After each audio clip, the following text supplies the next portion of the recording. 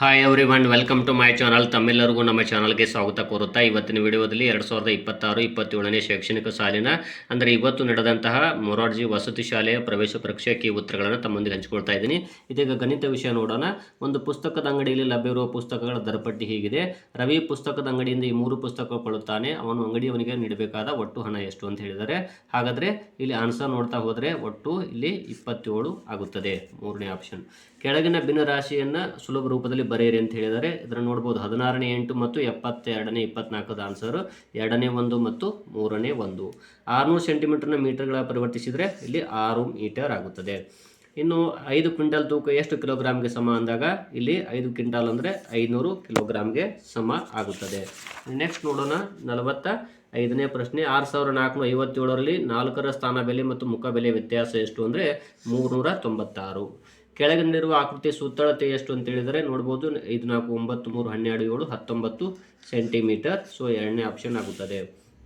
ಇನ್ನು 12056 12ರಿಂದ ಭಾಗಿಸಿದಾಗ ಬರುವ ಭಾಗಲಬ್ಧ ಮತ್ತು ಶೇಷ ಎಷ್ಟು ಅಂತ ಹೇಳಿದರೆ ಹಾಗಾದರೆ ಇಲ್ಲಿ ಆನ್ಸರ್ 1004 ಮತ್ತು 8.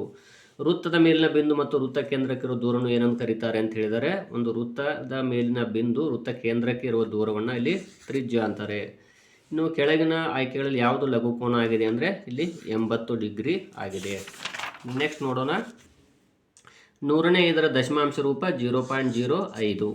ಒಬ್ಬ ವ್ಯಾಪಾರಿ ವಾರ್ಷಿಕ ಆದಾಯ 14,400 ರೂಪಾಯಿ ಆದರೆ ಅವನ ತಿಂಗಳ ಆದಾಯ ಎಷ್ಟು ಅಂದರೆ 1200 ರೂಪಾಯಿ. ಸೊ ಇಲ್ಲಿ 2ನೇ ಆಪ್ಷನ್ ಆಗುತ್ತದೆ. ಇನ್ನು 3459ರಲ್ಲಿ 4ರ ಸ್ಥಾನ ಬೆಲೆ ಎಷ್ಟು ಅಂದರೆ ಇಲ್ಲಿ 400. ಸೊ 2ನೇದಾಗುತ್ತದೆ. ಇಲ್ಲಿ ನೋಡ್ಬೋದು ಇದು 2000 ಪ್ಲಸ್ ನೋಡ್ಬೋದು 2000 ಪ್ಲಸ್ 500 ಅದೇ ರೀತಿ 3 2503. ಸೊ ಇಲ್ಲಿ 4ನೇ ಆಪ್ಷನ್ ಆಗುತ್ತದೆ.